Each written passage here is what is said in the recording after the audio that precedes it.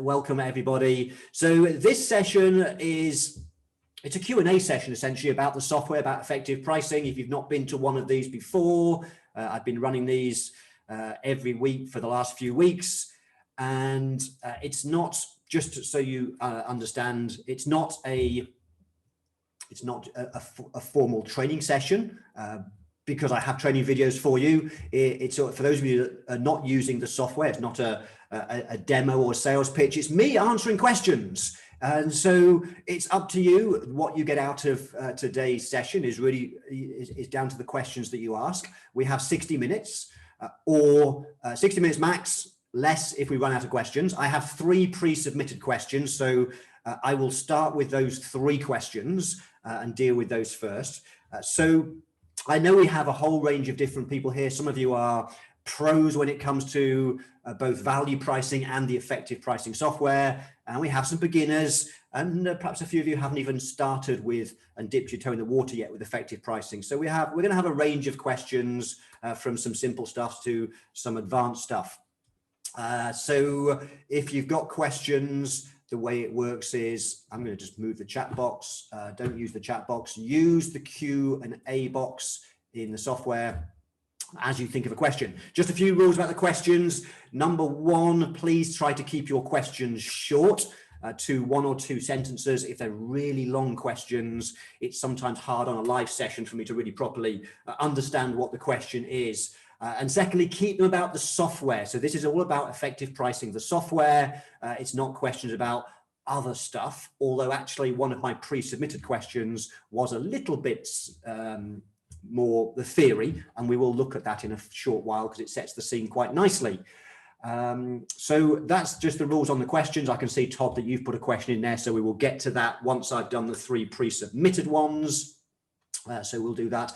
What I will do before we start is I've got a couple of things just to remind you. I just need to turn my screen share on. Just bear with me a second. Here we go. So if you are not yet using the software, remember, if you're in the Value Pricing Academy or the Bookkeepers Pricing Academy, you have a complimentary copy as part of your Academy membership. So do make sure you've taken advantage of that. There's a coupon code and so on. Make sure you have got the software.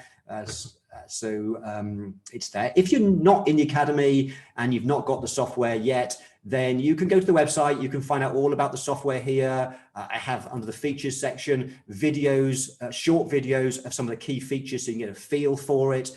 So I'm going to put the link to the website in case this is the link to the features page. Let me put that in the chat box in case you have no idea what I'm talking about. Then you can go to that link in the chat box later and then start to spend some time exploring. Also remember as well that we have a complete set of structured video training. So this is not structured training today. This is questions and answers. This is Q&A, me answering questions. There'll be no structure whatsoever. If you want structure, then go to the video training site. And if you don't know how to get there, Sarah will let you know via the chat box if you don't know how to do it. But you'll find there's training here, not just on effective pricing, but the older version of Cloud Pricing 2.0. If you're still using that, we've left the training videos there, but the top half is all the training for effective pricing. So there's a couple of websites that you may want to check out.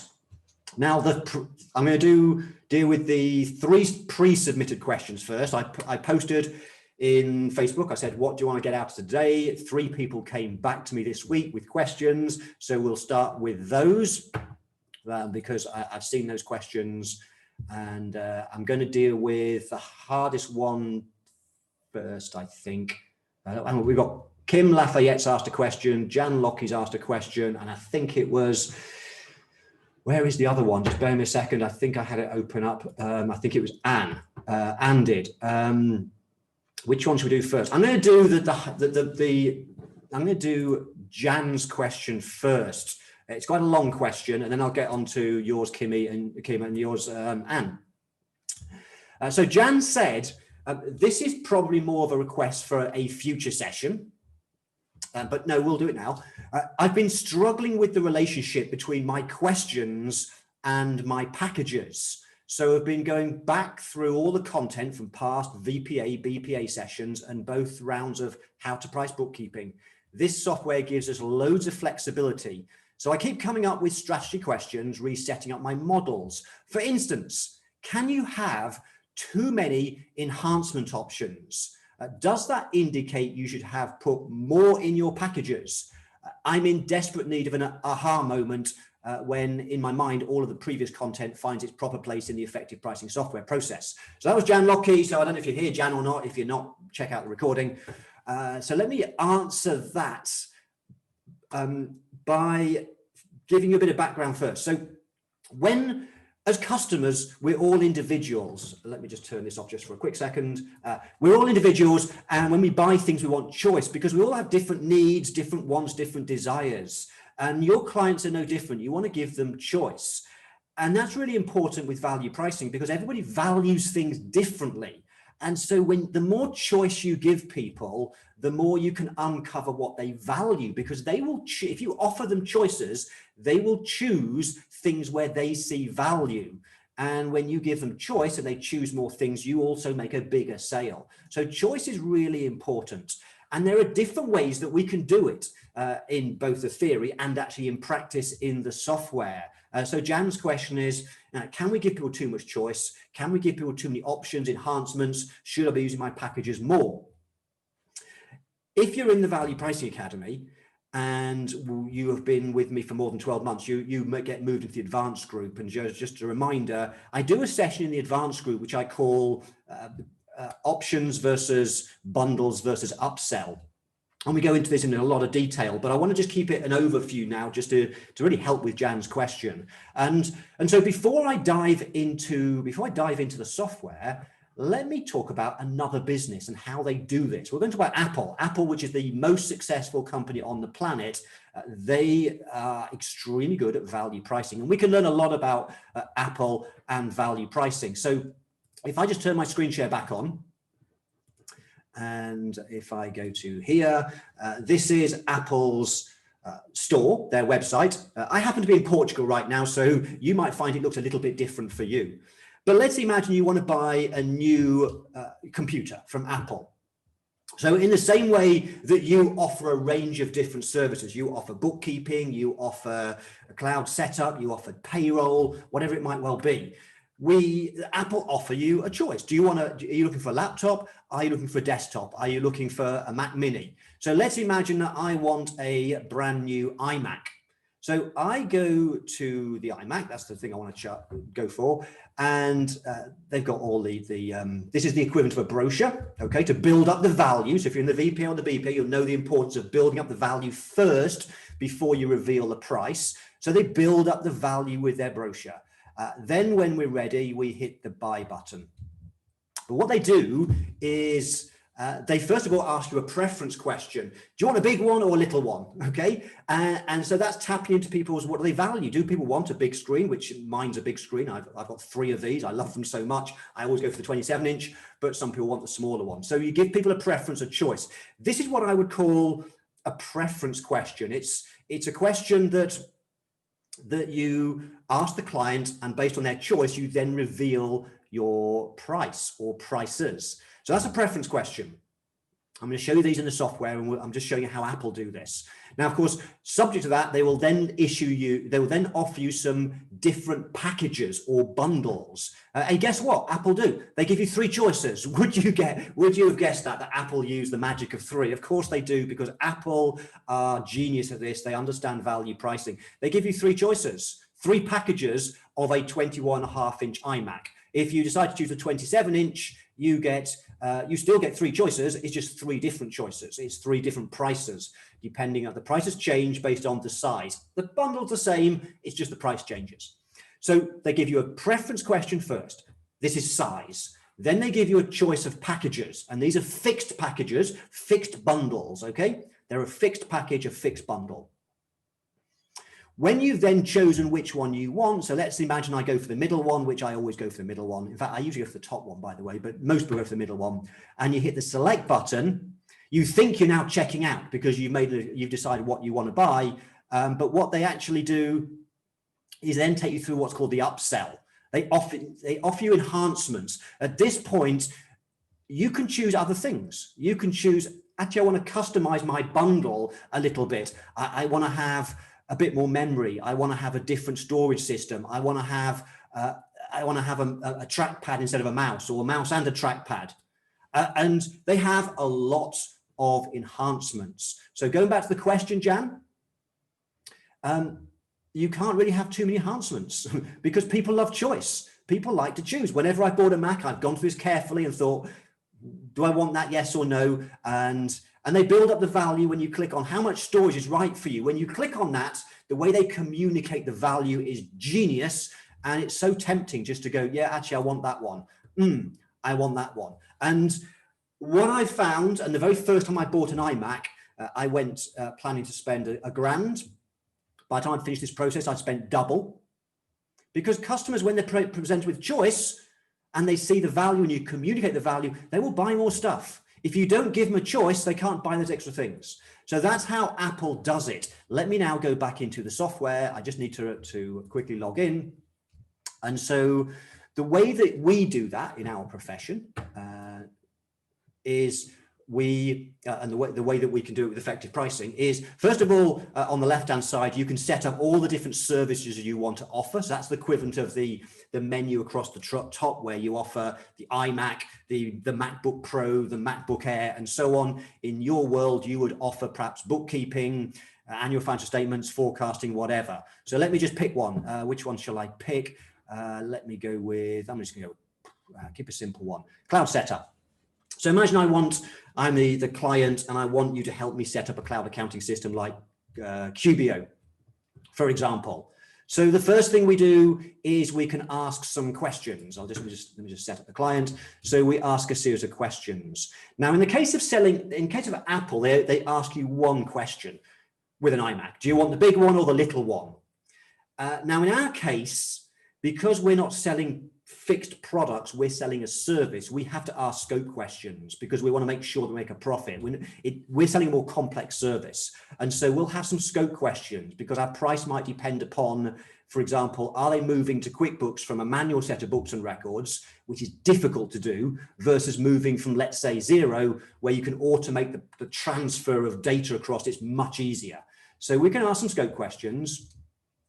Let me just leave that for a second, move on to the third page. But then we can ask our preference question. So this is the equivalent of Apple asking, do you want the big one or the little one?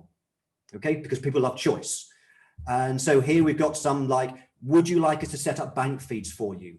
Do you want us to set up your employee records? Do you want our fast track service? Do you want to do it fast or not? Our 7-day guaranteed fast track service. These are what I call preference questions. It's giving people a choice. Equivalent of the Big Mac and the big iMac and the little iMac. So going back to the question from Jan, can you have too many choices? I would suggest to you, and I strongly recommend it, when you are planning and building your pricing models, I recommend you aim for at least 3 preference questions, choices at the front end. And here's the reason why.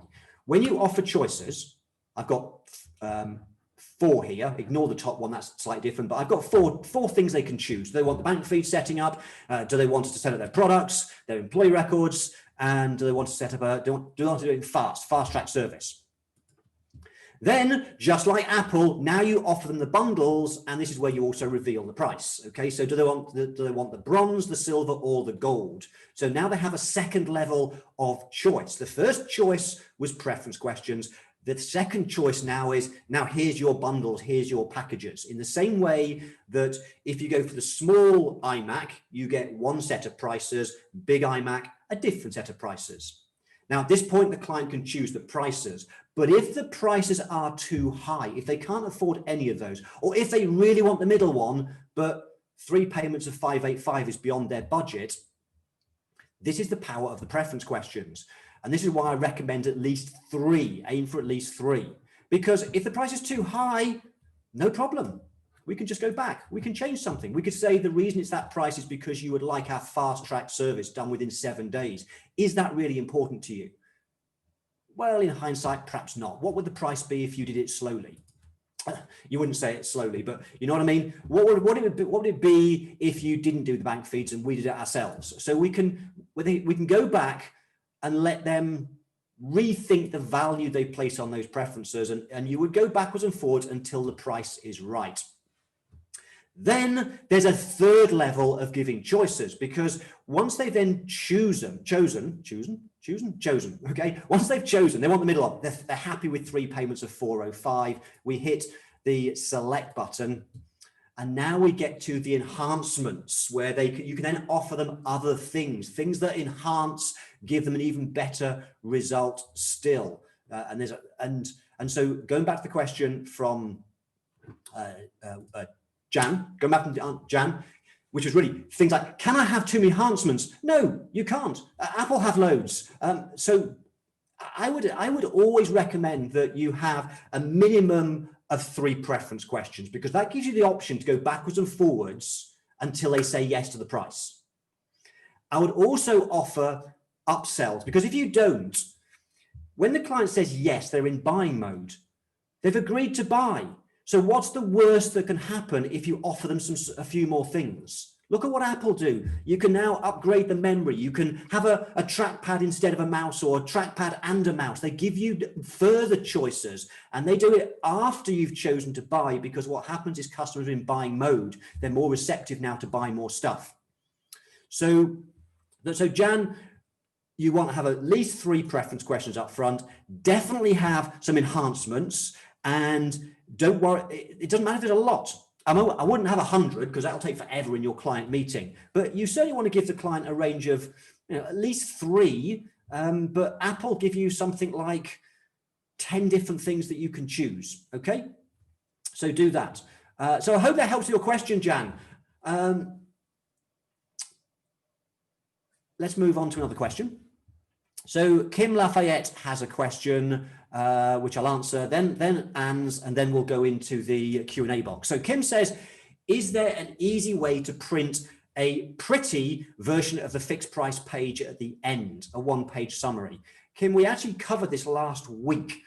So I don't know if you were here last week or not, so you might want to catch up with the recording, but I will do it one more time today, because I think this is quite important. So you'll know a few weeks ago, we issued a huge update to the software, which was the proposals, which is currently in beta.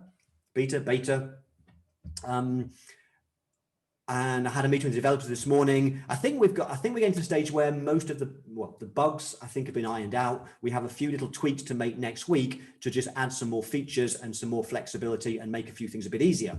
And so very soon the proposals will become out of beta mode, but they seem to be working pretty well, subject to a few small tweaks. So when you let's go back to what I think Kim was talking about.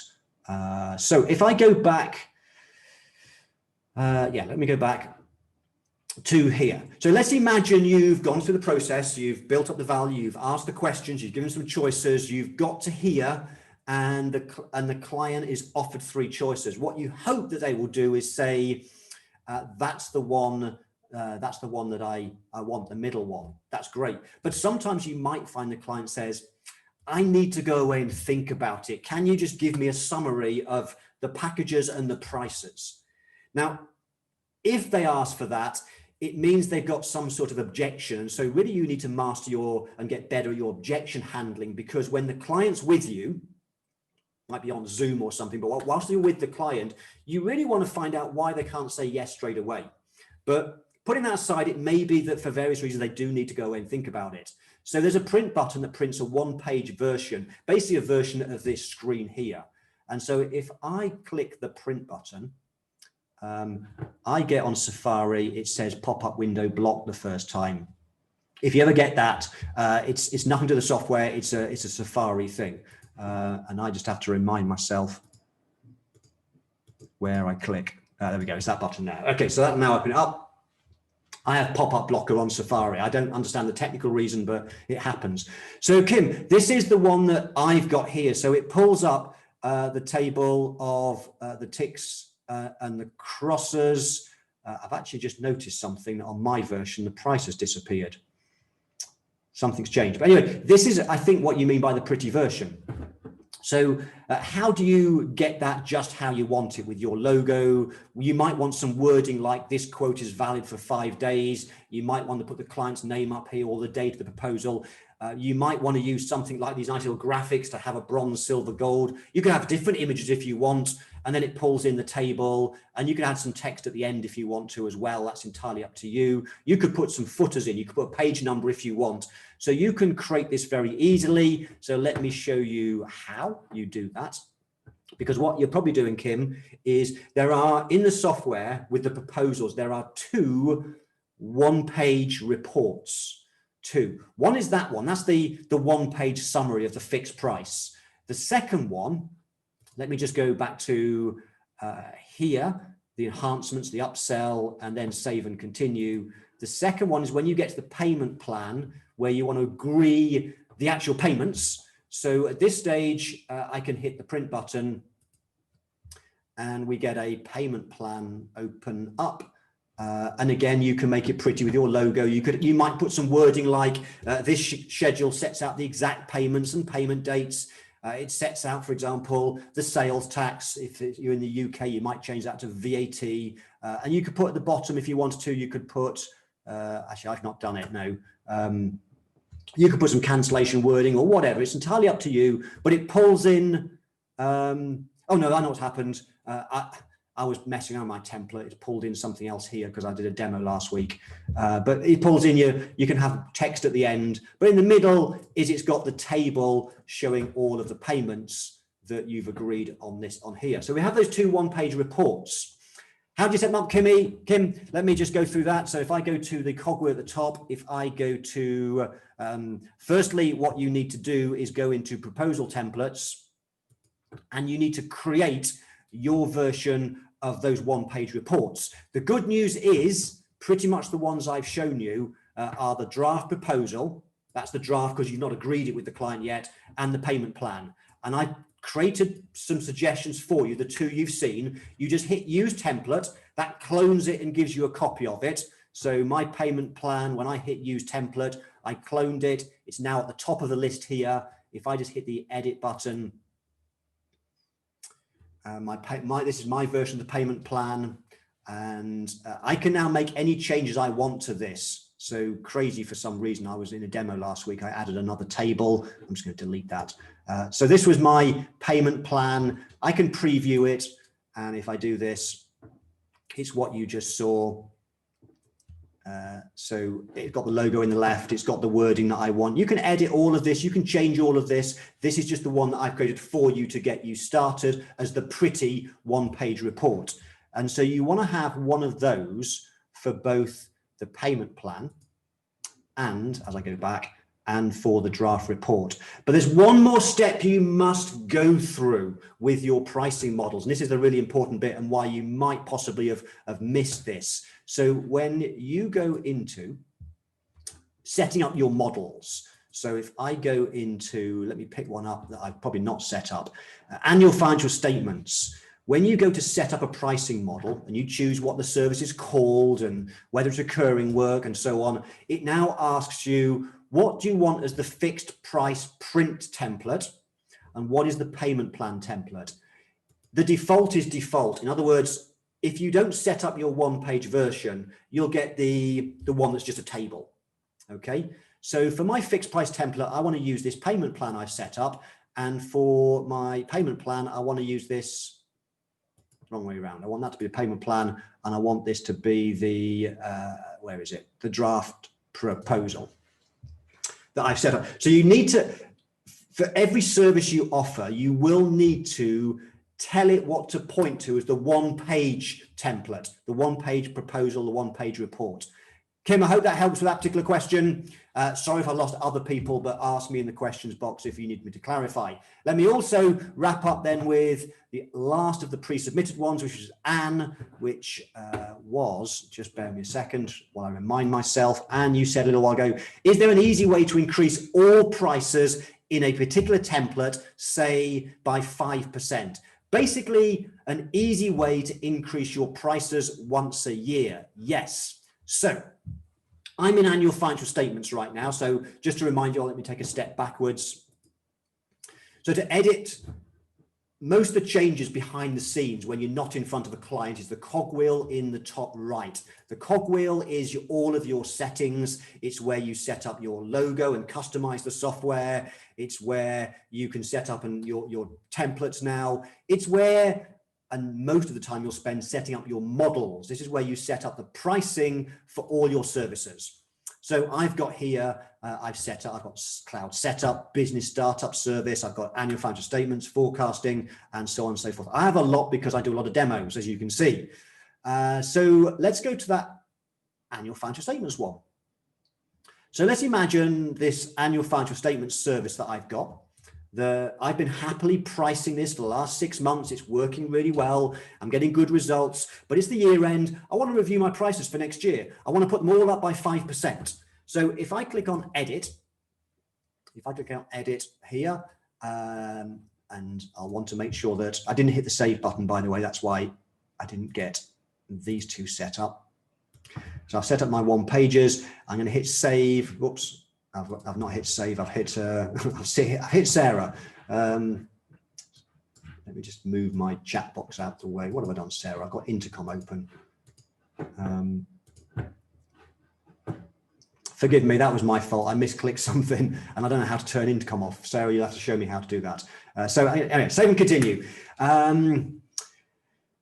So I now have all my questions. The questions is where you set up things like the scope questions, those preference questions, the equivalent of apples. Do you want the big one or the little one? They're all set up here. I've built templates for you to get you started. You can change them. If you then want to change your prices, the long way to do that is to go into each question. So I've got, what is your annual sales for annual financial statements? And this one is a drop-down box, a list, and it says, well, if you've got annual sales of between 1 and 80,000, then the starting point in the math, in the calculations, is 840. If though the client chooses, or if the client's a bigger client, and let's say they're turning over between 1 million and 2 million, then the starting point in the calculations is 4,200. So what I could do is, if I want to put my price up by 5%, I could hit modify, and I could go and increase all these numbers by 5%. I'd have to get my calculator out because I don't know what 5% of 840 is, but I could go through and I could change all the numbers for all the questions and increase them by 5%. And I would recommend you do review your prices in some sort of detail every year. But as Anne said, there is a quick way of doing it. There's a quick way. Because what the software does is it works out the price based on the questions and the math behind the questions that you choose. Do you want to add something on for this? Do you want to increase by a 10%? Once it's done that, it'll work out the price of the bronze, silver, gold. But what it will also do is, if I click on expressing the price, which is the second set of settings. So after you've got the questions right, you go to expressing price. And there are two boxes that never used to be in Cloud Pricing 2.0. So these are new with effective pricing. One is called base price and one's called global adjuster. The global adjuster will always default to 1, because what happens is when the software calculates the price based on your questions, it then multiplies it by global adjuster, which by default multiplies by 1. It has no effect. But if you want to change your price and increase them, and by 5%, if you just add a 0.05 at the end, it'll multiply by 1.05. Now, every price that gets shown the client is going to be multiplied by, it's going to be added on 5%. Okay. So that's a fast way of increasing your prices by 5%. This would also be useful if, let's say, you are in South Africa, where the exchange rate between, let's say, dollars and rand is quite significant. When I set my models up to give you a starting point, I put some numbers in, and the numbers I've put in there are some suggested starting prices that would work if you're in perhaps the UK, if you're in US. But looking at exchange rates, if you're in Canada, for example, where prices are roughly double the UK, Canadian, so roughly speaking, $2 Canadian is £1, you would probably want to increase these prices if you're in Canada. And if you want to do it a fast way, you might want to increase them by 20%, 50%, and this is where you would do it. Okay? Right, that's my 3 pre-submitted questions. Let's go to your questions from today. I have 11. Can't guarantee I'll do them all, but let's see how many we can do in the half hour we have. Todd Shadden says, could you review what the purpose of the hide option is for a particular question in the model? I seem to remember you showing that once when demonstrating the business advisory model. Yes. So when you're setting up your questions, there's this hide button here, and this is a new feature of effective pricing. So when you set up questions, you can create them inside sections. A section means that when you ask the client the questions, each section has its own page of the questioning process. So let me go back to, if it's okay with you, I'm going to jump back to Cloud Setup just because I showed that earlier. If I can find it, edit, Cloud Setup. So we were looking at this earlier, and you may remember there were 3 separate screens that I walked through about your accounting system. For example, what system are you currently using? I'm on a spreadsheet accounting system, I'm on Xero. About your business, and then the preferences. Do you want us to set up your bank feeds? Do you want us to set up your employee records? I created those as 3 separate sections, which means that when I'm in front of the client, it's 3 separate sections or pages of questions. So it allows you to group them together. So sections allow you to group your questions. And that's the first reason why you might want to do it, just because you want to break up the screen and have a theme to the questions. But another reason is because you might want to use this hide functionality. So what does that do? Well, what the hide functionality does is it hides the questions from the client when you're going through the workflow. And I haven't demonstrated this for a long time, so forgive me, because I might, Todd, completely mess this up. Because this model isn't designed to be one where you'd hide the questions. There's no reason to hide them. But I'm going to hit save and continue, and I'm going to go into Cloud Setup to the client front end. And now, can you see on the left-hand side, underneath the text Cloud Setup, this is the workflow of how you go through with the client. We ask the questions, we give a fixed price, we have the upsell or the enhancements, we agree the payment plan, and then we finalize. So on the left-hand side is the workflow. And the first box breaks down the sections of questions. So we have their details, and we also have these questions about their accounting system, but this page about your accounting system is hidden in the workflow. It's hidden. We get about your business, and we get the next one, which is your preferences. So it's not in the left-hand side. And the reason for that is that, let me just go back. So, and if I hit the back button, you'll see we've skipped it. Did you notice we've skipped it completely? It's skipped that section. You can still get back to it by working forwards, but it's hidden. So the reason for that is because it means that you can answer these questions before the client meeting. You can answer these questions before the client comes in. And then what you can do is you can answer the rest of the questions in front of the client, but they only see about your business and your preferences. And even if you accidentally go backwards, you jump back to just the client's name. It's skipped out that section. Why would you want to do that? Well, it's not very often you would, but there are some circumstances where you might want to base your price on some things that you don't want the client to see. So an example of that would be if you do tax planning. So if you do tax planning and you've got a piece of tax planning where it can save the client sometimes a little bit of tax, sometimes a huge amount of tax. And you have a client coming in where you've crunched the numbers and you think, do you know what? I could save the client $500,000 in tax with this piece of planning. Remember, with value pricing, it doesn't matter how many hours it takes you to do the work, it's the value to the customer. If you can save the client $500,000, then your price should be higher than another client you save them $50,000. And so when you're coming up with your price, you might want to, as part of your price, calculate it by the size of the tax savings. The bigger the tax savings, the bigger the price. And so if you know roughly the quantum of tax savings, you might want to answer that question in the software before the client comes into the meeting.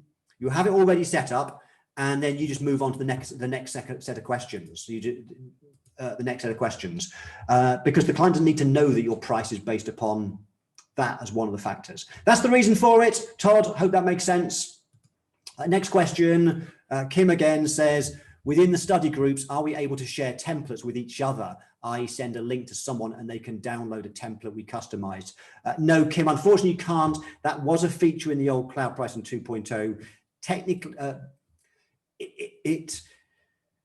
when it was created, it was a very complex piece of programming, and there are too many things that can go wrong. And so when we created effective pricing, we want to simplify things and take out the things that were unnecessary. And because we realized that generally speaking, nobody was sharing templates other than us sharing our templates. So we made it simpler, whereby we create templates and we share them with you, and you can grab them as soon as you're into the software. So if you want to share in study groups, Kim, with other people, it would have to be a case of documenting the questions or doing some screenshots. So unfortunately, Kim, the answer to that one is no, you can't do that with effective pricing. Lynn says, question on the advance payments. How does it affect the payment plan? What does it mean included, yes or no? Great question. So let me go and show you. Let me go and finish off this quote. And let me get to that page. So we've got a client, and let's go with, they want this one. It's 6 payments of 555. Okay, I hit save and continue. They don't want any optional extras, so we'll save and continue. Now we get to the payment plan. So what the payment plan does is it confirms up at the top, it's 6 payments of 555. And we can make some changes now at this point. So one of the things that we can change is the number of payments it's over. So this might be, let me give you a practical example of this particular box here. If you're doing annual financial statements, so if you're a CPA, accountant, and the clients come in, it's a brand new client, they want you to do the annual financial statements, and it's 12 payments of whatever. And what I would recommend is that you get paid monthly in advance, but the client wants the work doing and completing in the next 3 months. And therefore, although the price expresses a monthly amount, you need them to pay you over 3 months. So rather than it being 12, even though it's 12 lots of $100, they actually really need to pay you 3 lots of 400 because it's a catch-up process. And so what you do here is this is where you would change that to, let's say, over 3 months. So for example, this one is 6 payments of $555. And we can see down here, it adds on the sales tax or the VAT that you've set up. So it's got a first payment and then 2 more payments of $555. But we might agree with the client, for example, that we want this paying over 3 months. Or it might be because the client's got tough cash flow issues. You've decided, do you know what, we're going to be really kind to you. We'll let you pay over 10 months. And you'll see that it now recalculates the payments. Rather than 6 lots of 555, it's now 10 lots of 333. Okay, so we can now change and negotiate. The price is 6 lots of 555. The price is 6 times 555. We've now agreed the price. What we can now do is negotiate and agree over the payment plan. So we can do that. Now with the advance payments, let's say that this is a brand new client, and one of the things you want to introduce is everybody pays you an upfront fee for setting up a cloud accounting fee service of an extra $500 as an upfront fee. So it's 500. Whoops, 500. You then have, and it's the same with the back end, you can have a final payment. That might be useful with tax planning, that you say to the client, we're doing this tax planning, this is what you pay for the first few months while we do the planning. And then because we don't know if it's successful or not, there's a back end success fee payable in 12 months time, if we're successful. So you can have a front end and a back end. And the question that says included yes or no, if it's yes, then the price is 6 lots of 555, but we want 500 up front. So the software does a recalculation. You're collecting 500 up front, and then it deducts from the 6 times 555, 500, and then spreads the balance over the remaining payments. So did you notice if I just change that to 0, we've got, because I've changed it, it's 10 payments of $333, 10 payments of 333, but actually if we ask for 500 of that up front, it's now 500 up front and then 10 payments of 283. Because we've got yes. If we select no, this will change back to the 333, because what that's saying is there's an upfront payment, and that's not part of the 6 lots of 555. You pay 6 lots of 555, which I'm confusing you because I've changed it to 10 here. I'm going to change this back to 6. So the price is 6 lots of 555, and as well, you pay an extra 500 up front as an upfront fee. But if we change this to no, we're saying to the client, the price is 6 lots of 555, but you pay 500 up front, and the balance you pay is 6 payments of 471 and 65. Okay, does that make sense, Lynn? So you've got a huge amount of flexibility to then agree the price and then separately to agree the payments. And when you do that, you can also change the dates that it's payable. So what date is the advance payment due, and the back end payment and the first regular payment, because that will then work out the payment plan for you. And that's the reason that's important, is because in the future and next year, we're working on integration. So when it integrates with QBO, for example, you can then, once the payment plan is agreed, you can then get QBO to do the invoicing and so on. Okay, another question. I think it's Lynn again. Lynn says, when facing the customer, I may want to reveal the light question. How do I set it up? How do I reveal it? Okay, so effective pricing, normally, very often people will offer a choice of different packages. Apple did it with 3 versions of the iMac, the bronze, the silver, the gold. And that's where I recommend you start with the bronze, silver, and gold. However, effective pricing allows you to have any number between 1 and 5 packages. So it may be you're thinking, I want to offer some really simple service of sorting out a client with some finance, with a relief they can claim because of COVID. And I can't think of a bronze, silver, gold. It's a really simple service. Fine. You do not have to offer the choice of 3. You can offer 1. But equally, you can go the other way. You can offer 5 packages if you want to. And there are some reasons why you might do that. So to answer Lynn's question, I have to go out to the front end now and go back into the back end. So back into my models, and let me just pick, I'll pick the cloud setup again. I don't know how well this will work as an example, but we'll see. So I'm in my cloud setup behind the scenes. And if you remember, the first thing you'll do is sort out your questions, the maths that determines the price. Then there's some things in expressing the price. That's where you might want to increase the price by 5%. The next thing is the pricing parameters. This is where you set up your packages, and you'll see that there are 5 columns, okay? And so we can set up all sorts of things here with our packages. If we go to the bottom of this page, we have something that says display options and order of reveal. For each of your packages, each of the 5 packages, there are 3 possibilities: hide, show, reveal. If it says hide, it means that you're not using it. It's hidden. It's not going to be shown to the client. So in this particular case, I'm using the middle 3 for the bronze, silver, gold, if you like. I've called them essential, full, premium. I have a super premium. Screen's a bit blurry. Not much sure I can. That's a zoom issue. It's super sharp here. Okay. Hopefully, hopefully it'll make sense anyway as I walk through it. So there's a super version, a 5th package, if you like. There are situations where you might want to show a super option, a super premium. It's advanced stuff. Don't use it unless you have a good reason to do it. But if you don't, leave it as hidden. It means it won't be shown. It's not using the super premium. But the other set, and show means it will be shown, as you saw when I went to the pricing page with a dummy quote. But the other option is reveal.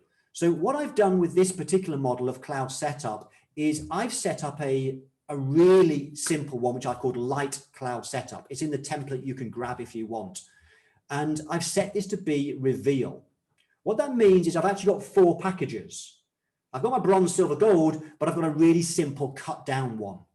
In the case of cloud setup, the sort of client I have in mind for that is a business startup who wants to be moved on to QBO, but because they haven't started trading yet, there's no trial balance to move across. It's actually the simplest possible setup that you could possibly have. And given that someone starting in business today, may have less cash available, we probably can't charge the same price for a setup service. So what we might want to do is show them the price of the bronze, silver, gold in the normal way, but then say, and that sets an anchor in their mind, but then say to the client, actually, because you're a business startup, you don't need everything in even the essential package. We have a special package just for you. We call it Light Cloud Setup.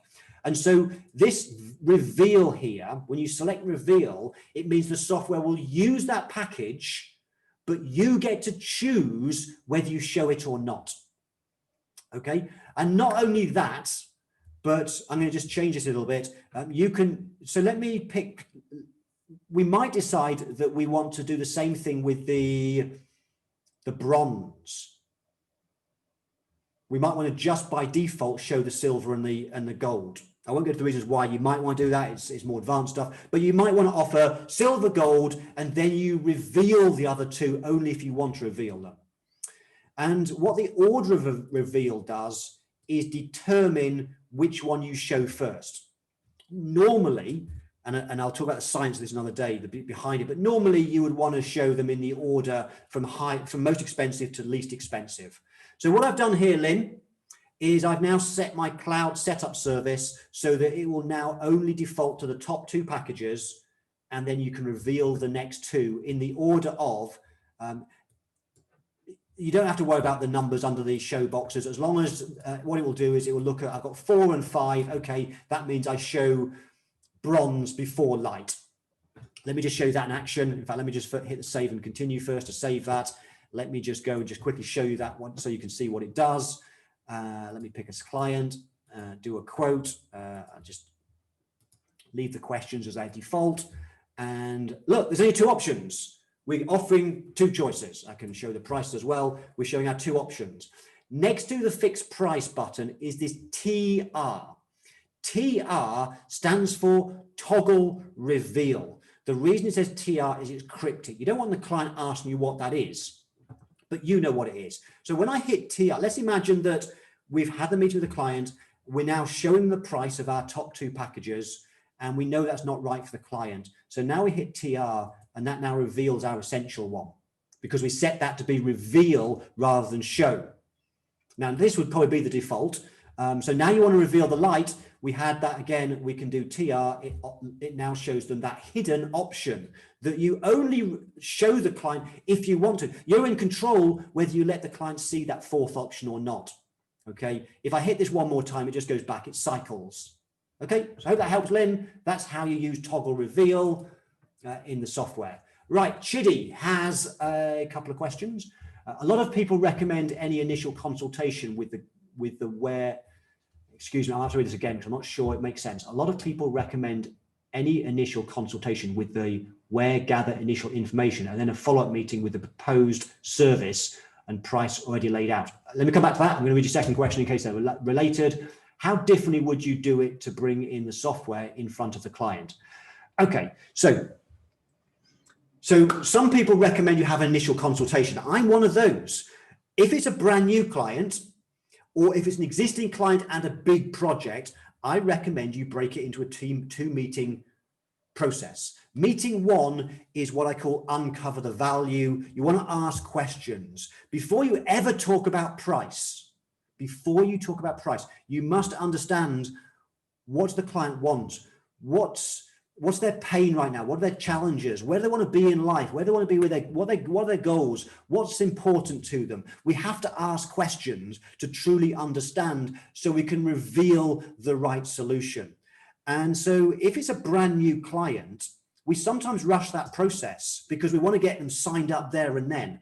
And my advice is no, have an initial meeting, learn as much as you can, ask questions. Then you go away and think about, okay, for this client, what's the best set of services here that I could offer? And you do the pricing in a separate meeting. That would be my advice with a big project or with a brand new client. Because then that also allows you to change certain things. So it might, here's something that you might decide you want to do, thinking about that global adjuster.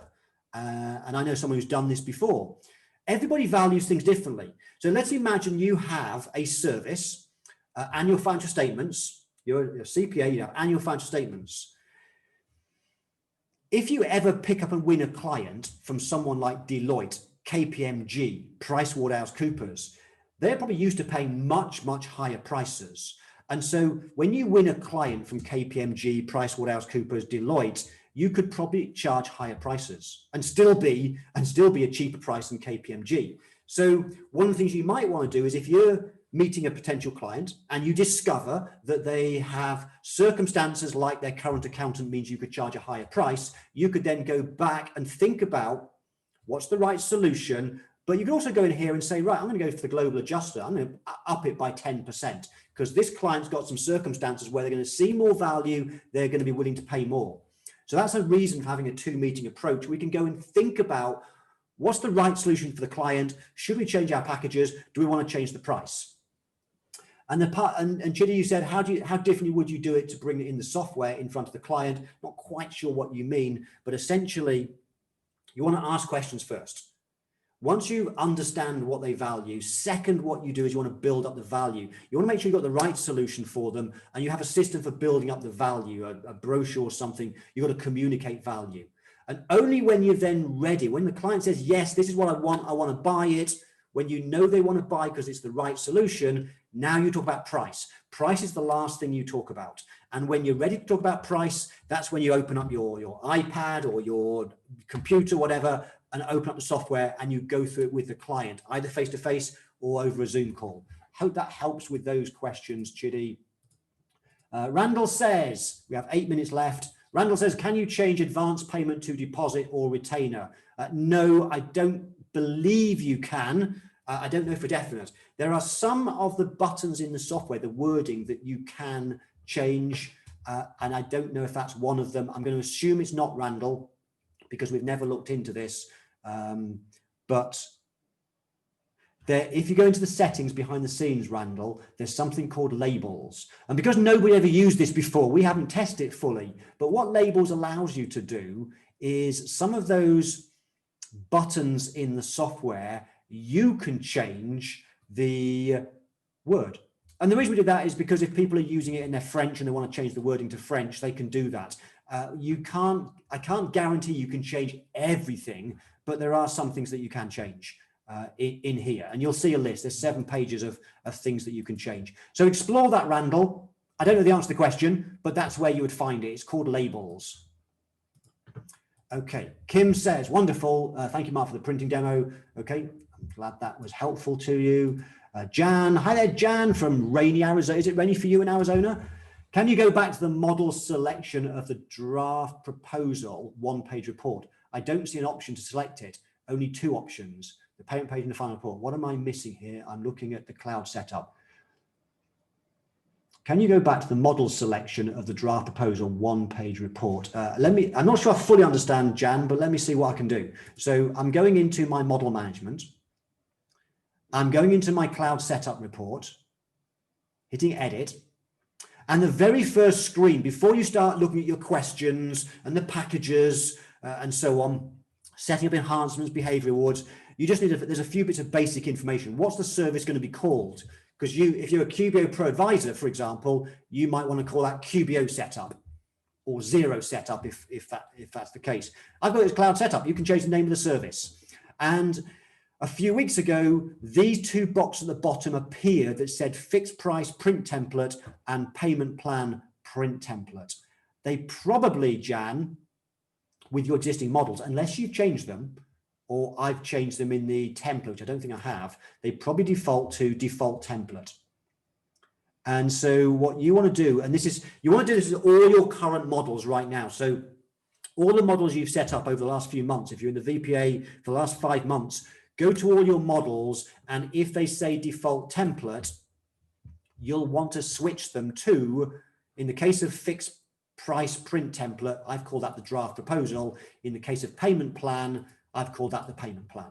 So you want to switch to those. You can use the two that I've created for you, clone them, make them yours, edit them. Once you've done the editing and you're happy with a one-page report, then you set them here. The reason why, Jan, you have to set that up with every single pricing model that you've set up. The reason why you have to do this for payroll, separate to cloud setup, separate to annual financial statements, is because you might choose that what you really want is to have different structures, wordings for your payment plans. For example, the payment plan, when I showed you it, it had a cancellation policy, but you might decide you want to have a different cancellation policy for ongoing recurring work like bookkeeping, compared with a cancellation policy for a one-off service like some training, QBO setup or whatever. So we've left you in control of creating, if you want, different one-page reports for different services. And so you have to choose the one-page report for each service. And just so you remember, I'm going to proposal templates. So let's say you like my payment plan and you use the template. And so you've got the template I opened up here, edit payment plan. And let's imagine, for example, that on this payment plan, I'm going to hit save. I'm going to go to the bottom. You have this cancellation policy. You can cancel at any time by giving just 30 days notice in writing. And let's say that's great for your bookkeeping service. But what you really want is a different payment plan for your cloud setup. And you want it to be almost the same. You just want to change that. Okay, it's really easy. What you do is you make payment plan, I might rename that payment plan general. General, okay. Save and continue. I'm just gonna go back. So I'm happy that's my general payment plan. But for my cloud accounting setup, I want a different little bit of wording at the bottom. So all you have to do is hit the clone button, and it creates a cloned version, and it always put a cloned version, puts the date so you know it's cloned. I'm going to change all that and rename it payment plan for cloud setup. Because what I want to do is, as I hit save and continue, I want to put here a different, whoops, I need to hit the edit button. I want to put in here a different policy. Okay, I'm going to save you time and do it now, but I might want a different policy. So I now have one that's called payment plan cloud setup, and it's exactly the same. It takes a while to filter through, but I have my policy now for cloud setup. That's the reason, Jan, that you have to set up a one-page report separately for every single service, simply because it gives you the flexibility, if you want to create different proposals for different services. And that's why we allowed you to very easily create a proposal and hit the clone button. The clone button means you can then just change it, and you can have, if you want, you can have a different engagement letter or a different fixed price agreement for every single service if you want to. That's entirely up to you. Okay, we have 2 minutes left. Let's see how I can do with these last 5 questions. Kim says, when using the global adjuster over multiple years, do you just keep increasing? Absolutely correct. So if you've increased by 5%, that's 1.05. If you want to increase by 5% again, then you'll just have to do the math. What's 1.05 times 1.05? Is that right? And whatever that is, that's compounding 2 lots of 5%. So it's not, your maths is probably better than mine. I probably haven't explained that well, but you're right in essence. Nancy says, when you have the global adjuster for the following year, would that be 1.1? That was the point I was making, Nancy. Yes, it can be, but if you want to increase by 5% this year and 5% next year it's not 1.1 because it's 5% of 1.05.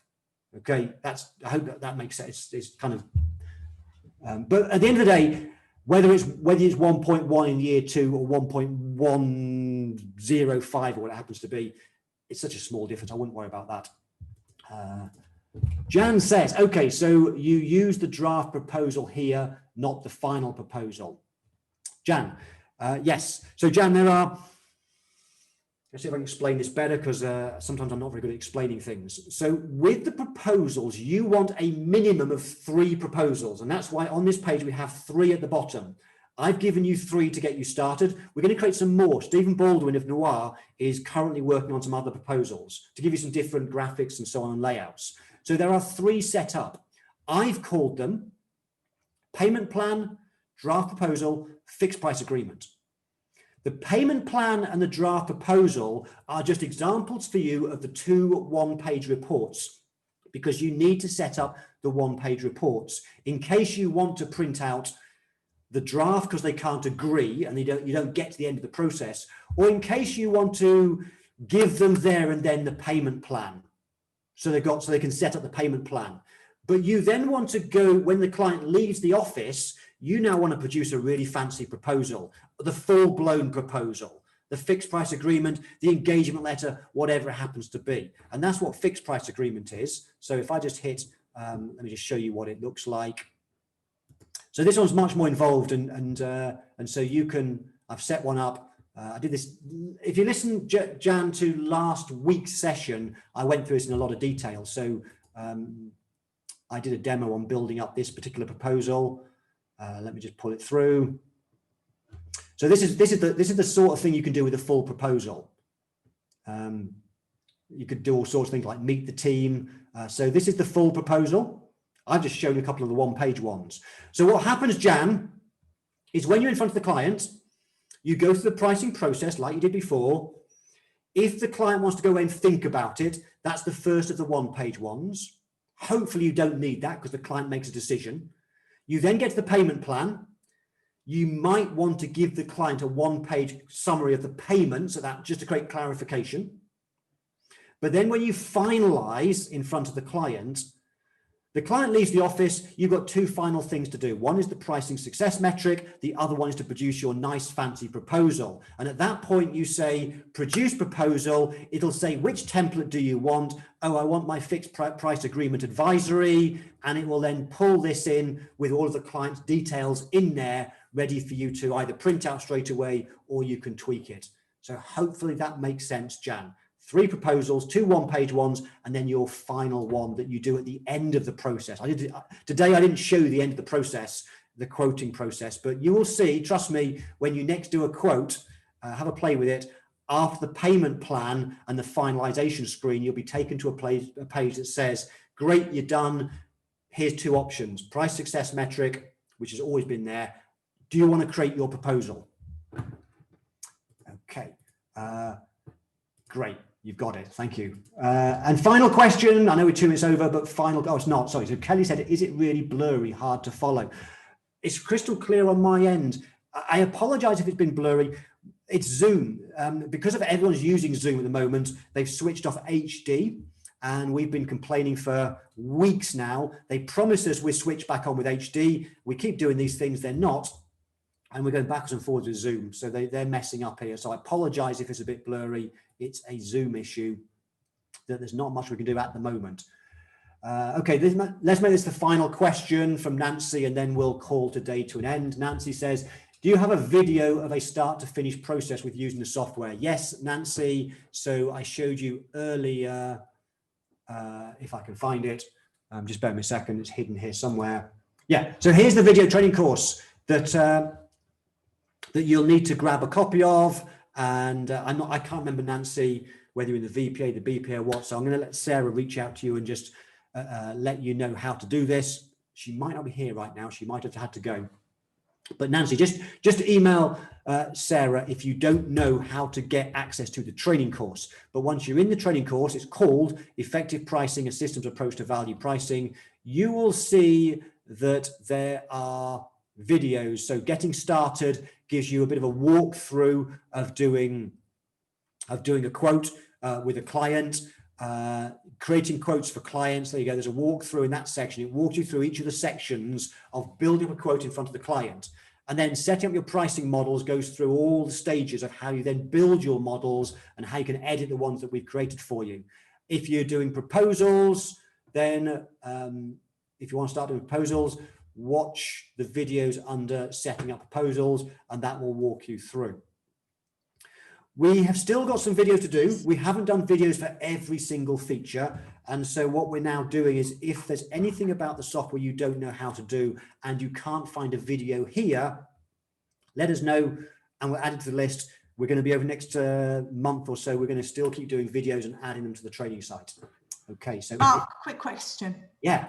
Yeah, so Lynn has posted in the chat box to me that she cannot edit the preference questions for the Bookkeeping Special Canada template, and I've explained to her that certain elements of that are uneditable because of the formula that's behind the scenes.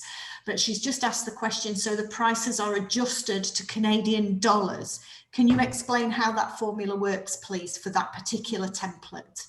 Yeah, okay. I don't know whether I can show it because I don't have, do I have it in here? I don't know. I can't remember. Yes, so if you see a so when you go to your pricing models, you will see at the bottom it says use model. This lists all the models we've created for you. The ones available to you depends on which plan you have, whether you have the starter plan of the software, full or pro. So I don't know what you'll have access to, but you will probably see whichever plan you've got, you will probably see Bookkeeping Special -ROW, which stands for the rest of the world.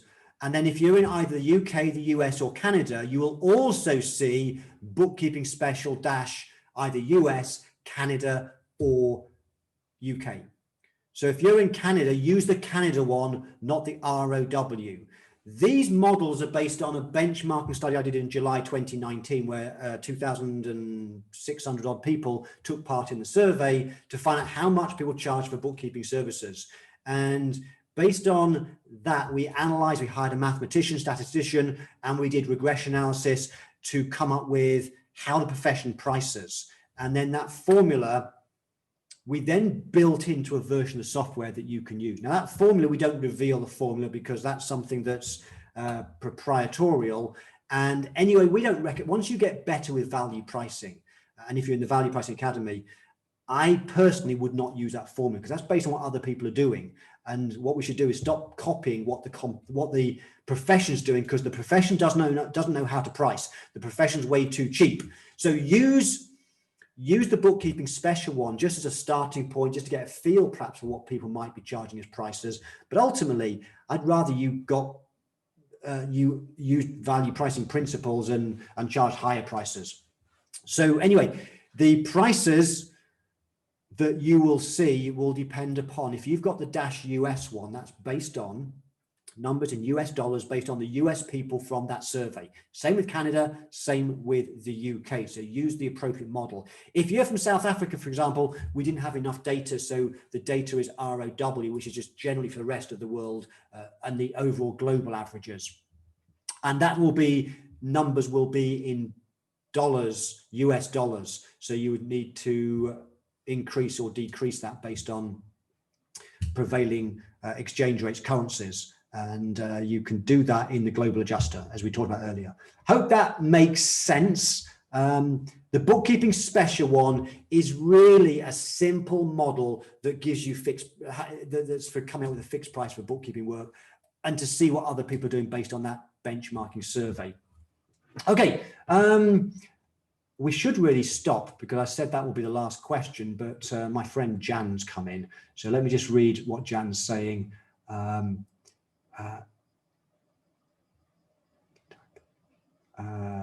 Okay, so Sarah, can you make a note of Jan's, because it's not one I can answer. She's having some difficulty. We need to just help Jan out. Jan, it might not be today because it's evening in Portugal here and we're going out for the evening. But Jan, Sarah will make a note of that and we'll help you out with that particular question. Okay. Thanks for all the great questions. Loads of questions. It kept me going for just over an hour. I don't know when the next session will be because we're coming up to Christmas.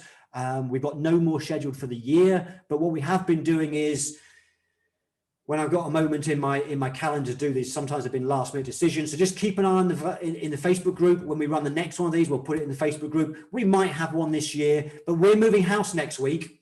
And when we move house, we're in Portugal, we don't know how reliable the internet company is. We might find that the internet's not been set up for another week, so we can't commit to doing online sessions until after we've settled into the new house, internet set up. I've got the studio set up in a new house. We move on Wednesday. So as soon as I do, we'll do some more of these because there's obviously a demand for them. We will definitely be doing them again in the new year. So we'll announce them, as I say, in the Facebook group. Thank you for coming along. This is my last live session of the year. Have an amazing Christmas, a great new year. I will see you online. I'll see you online early next year, unless I squeeze in a bonus one. Bye for now.